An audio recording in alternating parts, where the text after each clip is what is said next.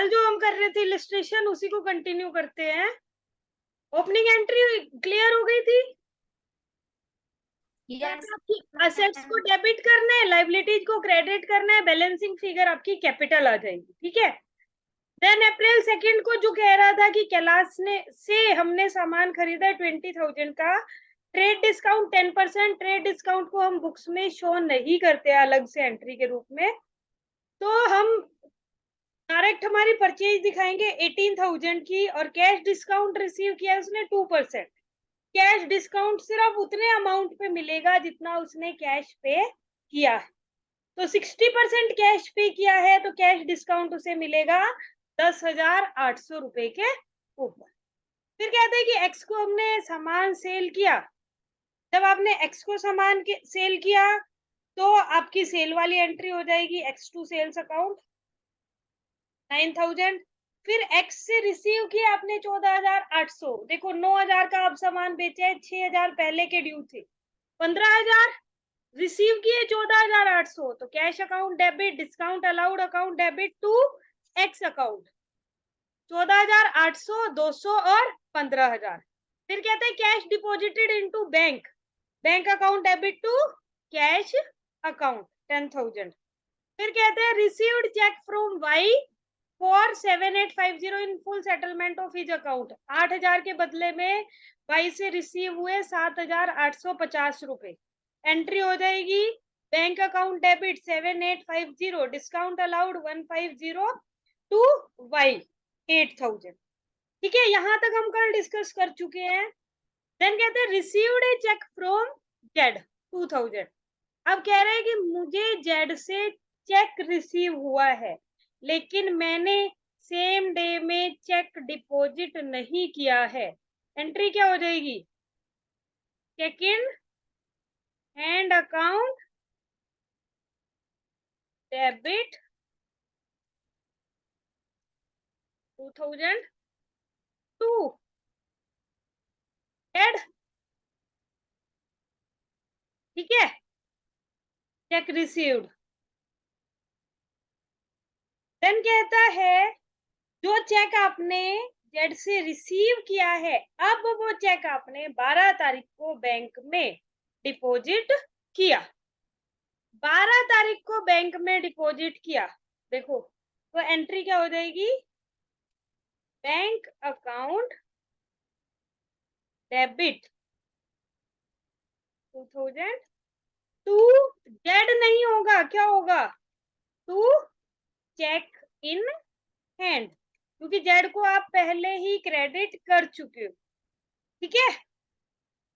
Then कहता है अप्रैल 15 को जो वाई से चेक रिसीव किया था वो डिसऑनर हो गया। और मैंने कल ये डिस्कस किया था कि जब आपका चेक डिसऑनर होता है तो जितना आपने डिस्काउंट अलाउ किया था वो भी आपको वापस लेना पड़ेगा। एंट्री क्या करोगे? बाय अकाउंट डेबिट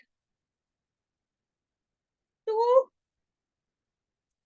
डिस्काउंट,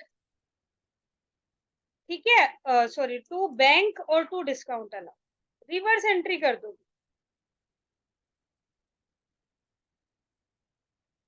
ठीक है। कितने से? वाई का अकाउंट आपने किया था 8,000 से, बैंक 7,850 और डिस्काउंट 150। ठीक है। देन क्या यस था? Ma'am. Cash sales 15,000, out of this amount 12,000 deposited into bank. Same date पे है, क्या करेंगे? Cash account debit 3,000, bank account debit debit 1,000 3,000 to sales account. Account. ठीक है, 15,000। Yes ma'am. देन कहता है amount due to Ajay paid by cheque. अब अजय से हमें जितना अमाउंट ड्यू था, अजय का अमाउंट था 5000, वो हमने चेक के थ्रू पे कर दी। तो क्या करूं? अजय डेबिट और टू बैंक अकाउंट। कितना? 5000। 5000 इधर भी और बैंक अकाउंट में भी आप 5000 से क्रेडिट। ठीक है। देन नेक्स्ट कहता है old newspaper sold 50, old furniture sold ₹750। तो जब सेल किए आपके पास कैश आया होगा, सिंपली कैश टू न्यूज़पेपर या मतलब कैश टू मिसलेनियस एक्सपेंसेस कर देते हैं हम इसको। जो आपने न्यूज़पेपर वगैरह सेल किए हैं वो आपकी मिसलेनियस इनकम में चली जाती है, क्योंकि छोटी छोटी जितनी भी इनकम होती है ना, उनको आप अलग अलग हेड नहीं बनाते हो। तो क्या कह रहे हैं, आपने सेल किए, सेल किया है, आपके पास कैश आएगा, कैश अकाउंट डेबिट। कितना? ओल्ड न्यूज़पेपर 50 रुपए का और ओल्ड फर्नीचर 750 का। इट मीन्स 800 रुपए का कैश, और आया किसकी वजह से है? To miscellaneous income. ठीक है, वो आए 50 रुपए, और टू फर्नीचर, क्योंकि फर्नीचर का हमारा प्रॉपर अकाउंट बनता है, इसलिए ओल्ड फर्नीचर को हम मिसलीनियस इनकम में शो नहीं करें। फिर कहते हैं अप्रैल 20 को जेड बिकम इंसॉल्वेंट एंड 40 पैसा in a rupee could be received from his estate by cheque which he deposited into bank. Z insolvent हो गया। अब जेड से आप कितना मांग रहे थे ये देखो, आप जेड से ड्यू था आपका 10,000, वो कह रहे जेड इंसॉल्वेंट हो गया और 40 पैसा 1 रुपए में से। इट मीन्स 40% आपको जेड से रिसीव हुआ। एंट्री क्या हो जाएगी, क्योंकि वो कह रहे हैं कि आपको चेक से पैसा मिला है। बैंक अकाउंट डेबिट 4000, देन 60 पैसे आपके डूब गए बैड डेट्स,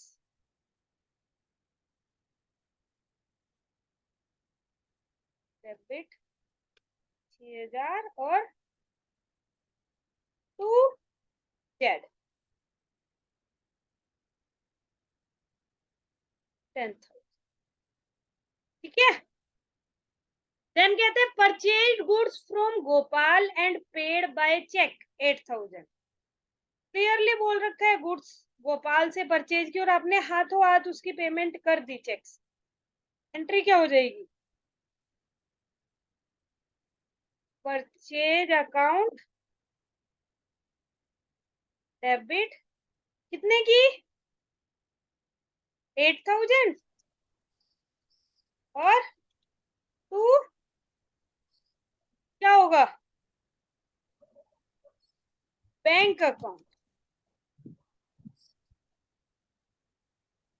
जैसे ही पेज चेंज होता है आप टोटल करके ब्रॉड कैरी फॉरवर्ड लिखते हो। ठीक है, अपनी नोटबुक में जब आपका पेज चेंज होगा तो जितनी एंट्रीज के बाद पेज चेंज हो रहे हैं उन एंट्रीज का टोटल करके कैरी फॉरवर्ड कर दो नेक्स्ट पेज। Okay, ma'am. ठीक है। अब 24 अप्रैल को क्या कहते हैं, sold half of the above goods to Chandrakant at a profit of 30% on cost.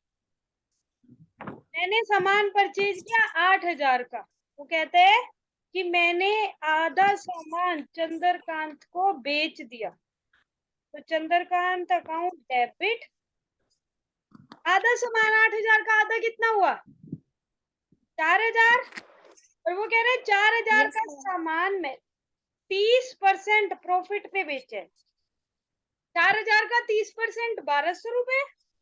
तो 5,200 में मैंने उसको क्या किया है, सेल कर दी।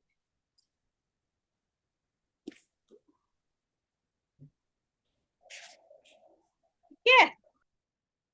Yes, ma'am. देन कहता है proprietor withdrew for private use 2000 from office and 3000 from bank. इसका मतलब क्या हुआ, मेरे को क्या करना है इस एंट्री में, ड्रॉइंग अकाउंट डेबिट, वो तो हो जाएगी मेरी 5000 से, और वो कह रहे हैं 2000 तो उसने ऑफिस से निकाले, ऑफिस से निकाले का मतलब कैश, ठीक है, और कह रहे हैं 3000 निकाले उसने बैंक से।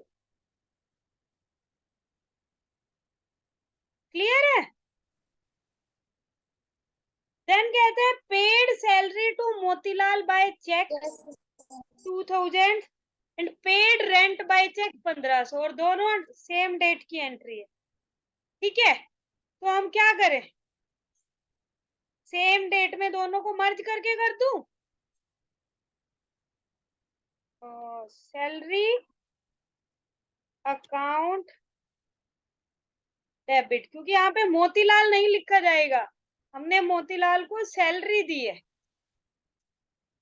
2000, रेंट अकाउंट डेबिट 3000, और टू बैंक अकाउंट, क्योंकि चेक के थ्रू आपने पेमेंट की है 5000। देन 30 अप्रैल को ये एक और एंट्री है पेड ट्रेड एक्सपेंसेस, ये कैश की एंट्री है, तो ट्रेड एक्सपेंसेस अकाउंट डेबिट कितने है के 500 टू कैश, ठीक है। लास्ट में फिर जितनी भी आपकी एंट्रीज हुई है उन सब का टोटल कर। क्लियर है। yes, ma'am.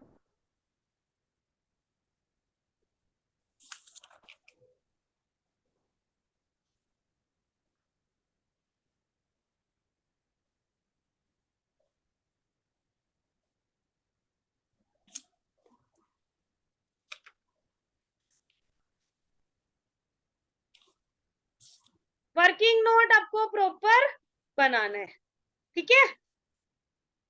नेक्स्ट पे चले। Yes, किसी को कोई yes, डाउट है ma'am. तो बताओ, किसी भी तरीके का अगर कोई भी डाउट है तो मुझे बता दो।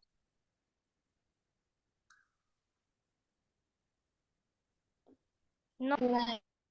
देखो नेक्स्ट में क्या कह रहे हैं, you are required to journalise the following transaction, balances in the books of Rahul a computer dealer, cash bank overdraft. अब बैंक ओवरड्राफ्ट क्या है, आपकी लाइबिलिटी है, ठीक है।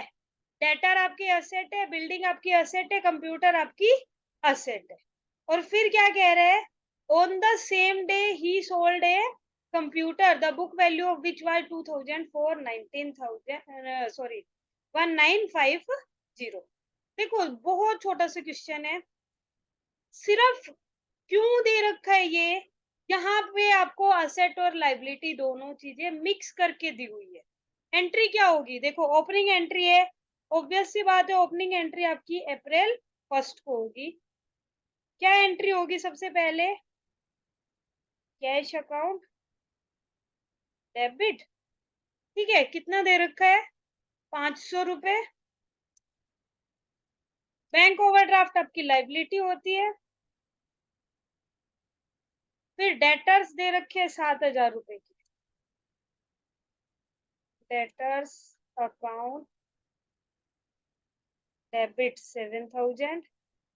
Then building 6500, building account debit 6500, और कंप्यूटर, अब कंप्यूटर वाले पर्सन के लिए जो कंप्यूटर सेलर है उसके लिए कंप्यूटर असेट नहीं है, उसके लिए कंप्यूटर क्या है, गुड्स है, तो क्या दिखाओगे आप कंप्यूटर को? स्टॉक दिखाओगे। क्लियर है? Yes, ma'am. To bank overdraft,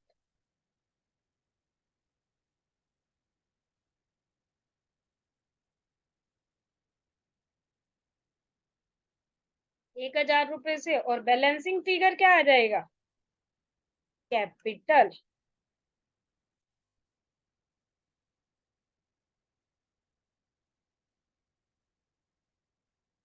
ठीक है? और Yes, ma'am. 16,500।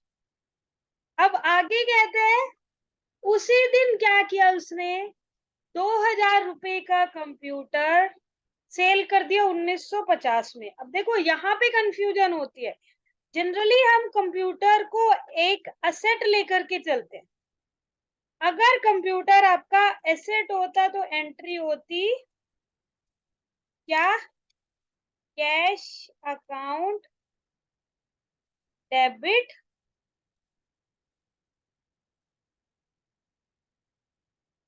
टू कंप्यूटर, अगर आपका वो होता असेट। लेकिन आपके लिए कंप्यूटर क्या है? आपके लिए कंप्यूटर फिलहाल स्टॉक है, आपका सामान है सेल करने वाला। तो एंट्री क्या हो जाएगी? To sales. क्लियर है ये थिंग?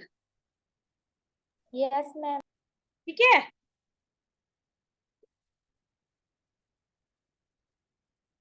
फिर अब कहते हैं कि कुछ स्पेशल एंट्रीज।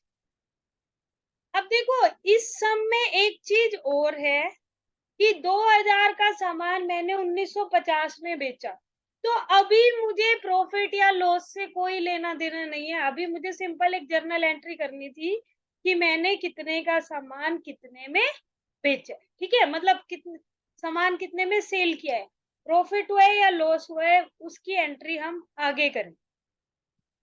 वो एंट्री जनरली होती है जब आप अपने फाइनल अकाउंट प्रिपेयर करते हो उस टाइम।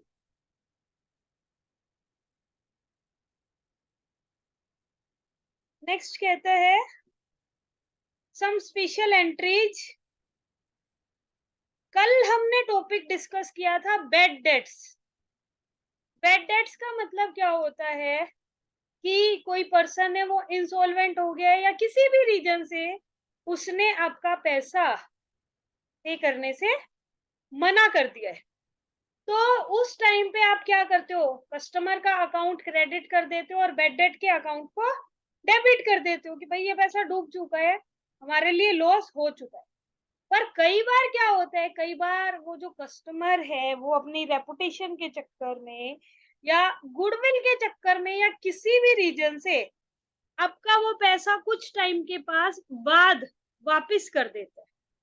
तो उस सिचुएशन में क्योंकि आप कस्टमर के अकाउंट को ऑलरेडी क्रेडिट कर चुके हो, अब आप कस्टमर के अकाउंट के साथ किसी भी तरीके की छेड़छाड़ नहीं करोगे।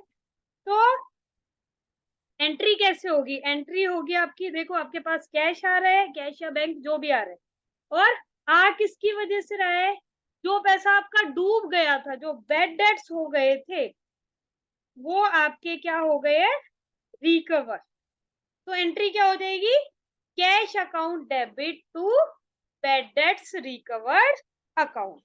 डेटर के अकाउंट को क्योंकि आप ऑलरेडी क्रेडिट कर चुके हो, अब आपको डेटर के अकाउंट को दोबारा से क्रेडिट नहीं करना। ठीक है?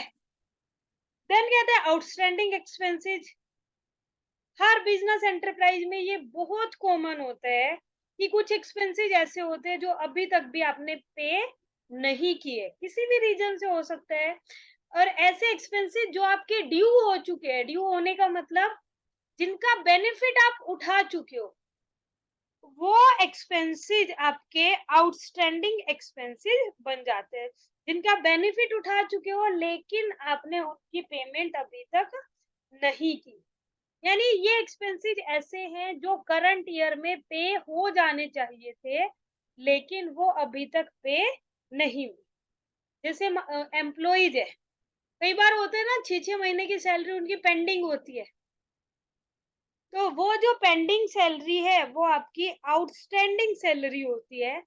कि बुक में जैसे एक एग्जांपल दे रखा है कि एक एम्प्लॉई है जिसको 1000 रुपए महीना सैलरी दी जा रही थी, लेकिन उसको ड्यूरिंग द ईयर सिर्फ 11 मंथ की सैलरी दी गई। तो एक महीने की सैलरी का क्या करोगे? वो एक महीने की सैलरी आपकी आउटस्टैंडिंग सैलरी है। तो आउटस्टैंडिंग सैलरी को आप कैसे दिखाते हो जाएगी आपकी सैलरी अकाउंट डेबिट, क्योंकि वो आपकी सैलरी का ही पार्ट है। To outstanding salary. अब सैलरी टू आउटस्टैंडिंग सैलरी का क्या है? आउटस्टैंडिंग सैलरी एक लाइबिलिटी है, इसीलिए आपने उसको क्रेडिट किया है। और दूसरा रिप्रेजेंटेटिव पर्सनल अकाउंट है, जिस भी एम्प्लॉय को आपको देनी है उसको हम कहते हैं ना क्रेडिट द गिवर वाला रूल जो है वो आपका अप्लाई होगा कि जब आप दोगे उसको क्रेडिट करने वाली थिंग होती है। और सैलरी क्योंकि आपका एक एक्सपेंस है और हम debit all expenses and losses करते हैं। ठीक है, फिर कहते हैं प्रीपेड एक्सपेंसेस।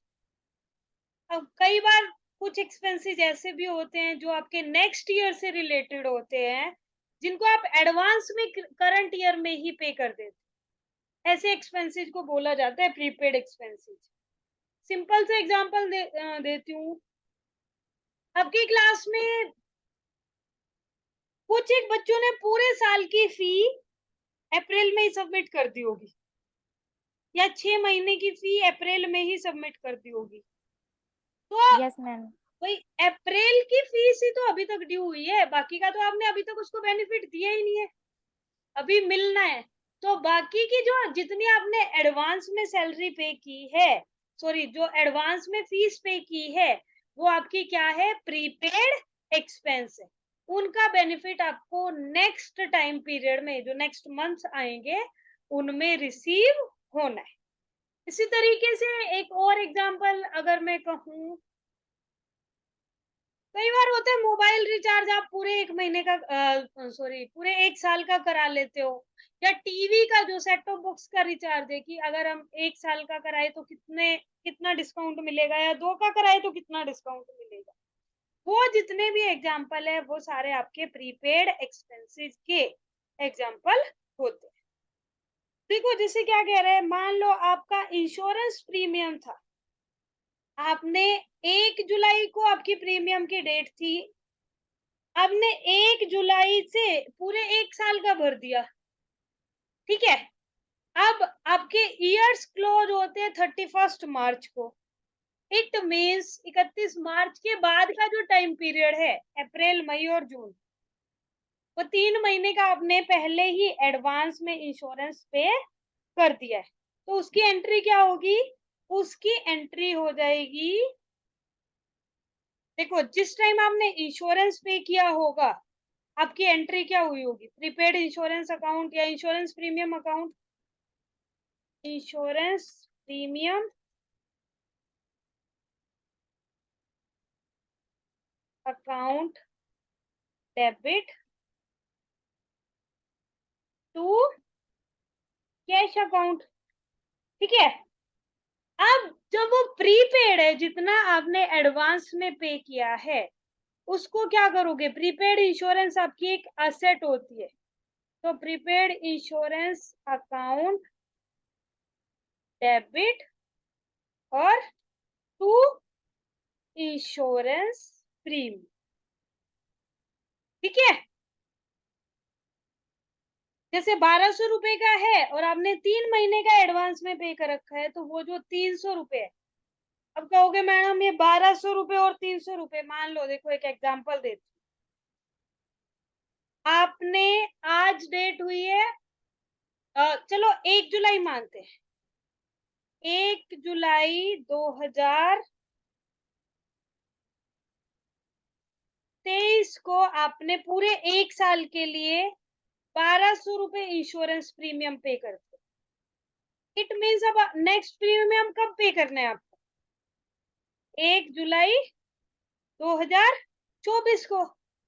हम कहते हैं कि हमारी अकाउंटिंग बुक्स क्लोज होती है 31 मार्च हर साल। तो ये कब क्लोज होंगी? 31 मार्च 2024 को। अब ये वाला जो है 1 जुलाई 2023 से 31 मार्च 2024 करके देखो। जुलाई, अगस्त, सितंबर, अक्टूबर, नवंबर, दिसंबर, जनवरी, फरवरी, मार्च, 9 महीने का तो आपका 9 months premium related to current year. Yes ma'am. ठीक है। और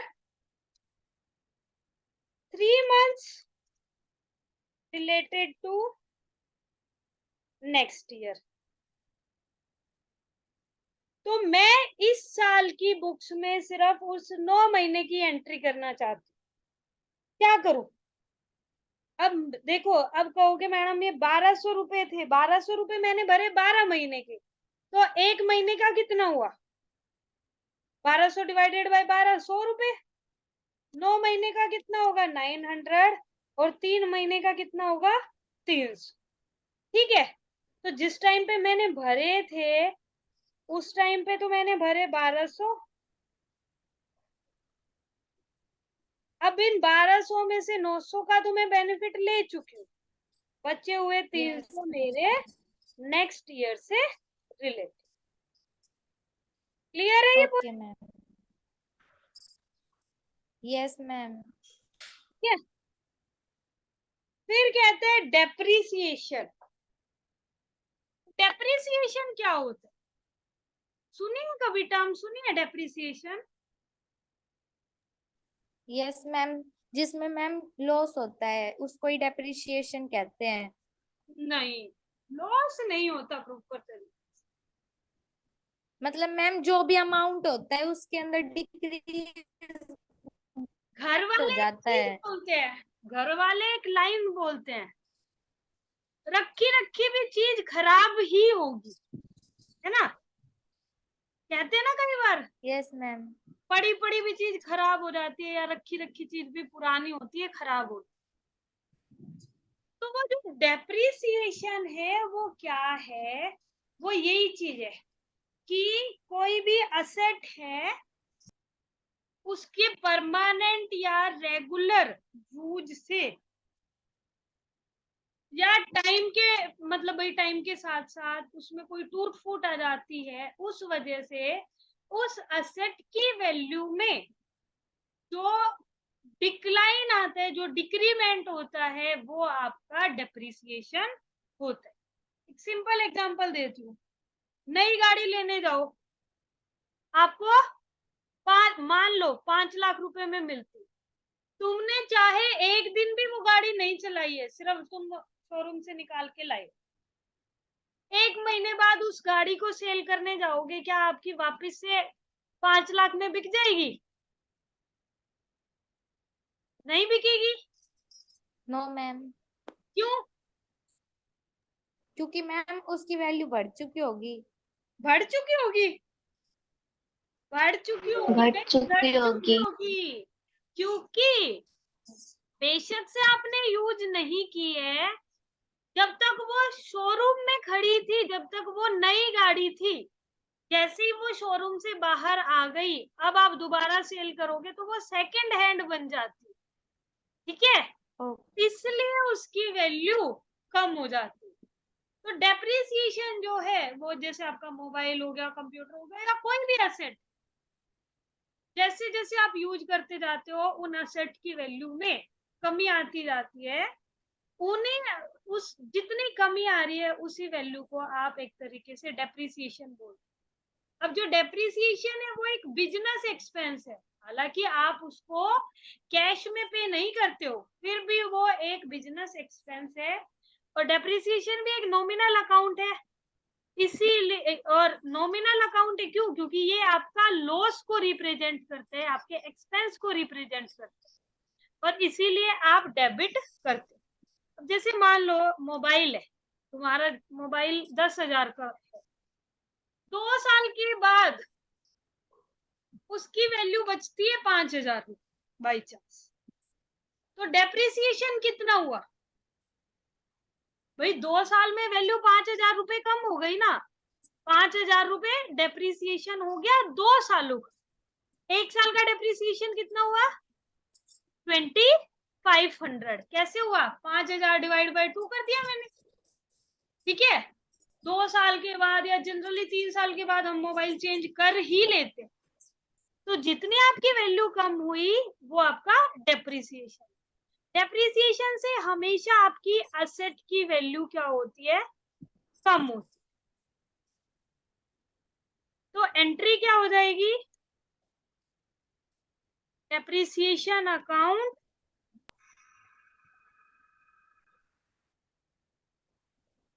डेबिट टू एसेट अकाउंट। ठीक है, कोई भी एसेट है, जैसे फर्नीचर है, दरवाजे हैं, कुछ भी है, दीमक लगती है, दीमक लगती है तो आपको उसको ठीक कराने पे खर्चा करना पड़ता है। या फिर मान लो मन में ये आ गई, नहीं हमें तो ठीक नहीं कराना, हमको तो चेंज ही करना है, पूछते हैं ये कितने में लेके जाएगा, नया कितने में देगा। तो जो डिफरेंस है वो आपका एक तरीके से डेप्रिसिएशन। ठीक है, देन कहते हैं interest on capital. Interest on capital क्या है? अब देखो, बिजनेस और बिजनेसमैन, हम शुरू से ये चीज पढ़ते आए हैं कि दोनों अलग अलग है, अलग अलग है। और अगर आपको बिजनेस की एफिशिएंसी जाननी है ना, तो ये जरूरी है कि आप अलग अलग रखें दोनों चीज। ठीक है, तो जब भी आप पैसा, भाई प्रोपराइटर का पैसा ले रहे हो, तो ये जरूरी हो जाता है कि आप उसके ऊपर इंटरेस्ट पे करें।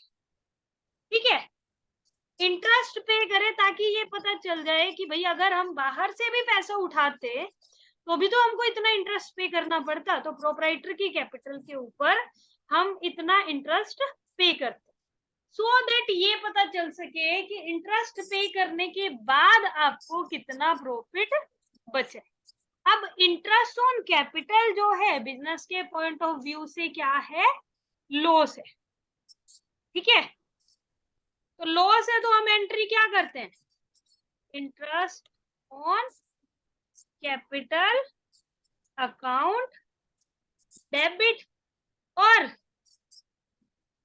To capital account. अब मैंने कैपिटल अकाउंट में क्रेडिट क्यों किया है?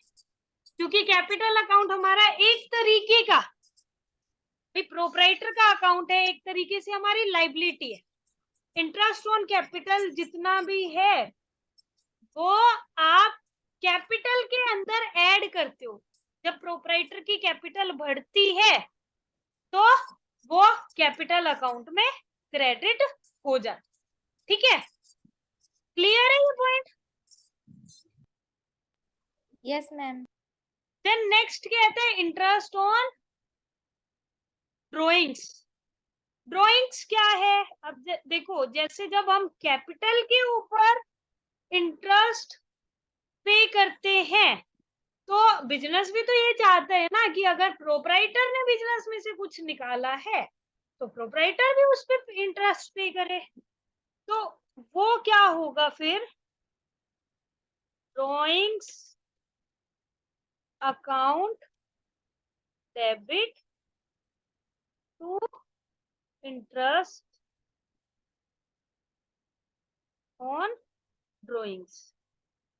तो उससे क्या है, जब प्रोपराइटर पे करता है तो ऐसा इंटरेस्ट प्रोपराइटर के लिए तो खर्चा है, लेकिन बिजनेस के लिए क्या है? एक गेन है, एक प्रॉफिट है। इसीलिए आप क्या करते हो? ड्रॉइंग्स अकाउंट को डेबिट कर देते हो कि भाई आपकी ड्रॉइंग्स और ज्यादा बढ़ गई है। किसकी वजह से बढ़ी वो? क्योंकि आपको उन ड्रॉइंग्स के ऊपर इंटरेस्ट भी तो पे करना था। सिंपल से एग्जांपल देती हूँ, देखो बैंक है, बैंक आपके की सेविंग अकाउंट के ऊपर जो ब्याज देता है, क्या वो आपको कैश में देता है? नहीं देता ना कैश में। तो क्या करता है बैंक? आपके अकाउंट में ही क्रेडिट कर देता है। ठीक है, तो जब वो यस आपके मैम। अकाउंट में क्रेडिट करता है तो आपका अकाउंट बैलेंस बढ़ जाता है। इसी तरीके से ये जो इंटरेस्ट ऑन कैपिटल और इंटरेस्ट ऑन ड्रॉइंग्स है उनका सेम सीन है। जब आप कैपिटल पे इंटरेस्ट दे रहे हो तो उससे आपकी कैपिटल बढ़ जाती है, इसलिए एंट्री करते हैं interest on capital to capital account. जब आप ड्रॉइंग्स के ऊपर इंटरेस्ट चार्ज कर रहे हो तो drawings to interest on drawing account. इतना टॉपिक क्लियर है? Yes ma'am. Yes ma'am. चलिए ठीक है, कल हम इससे रिलेटेड इलस्ट्रेशन डिस्कस करेंगे, ठीक है।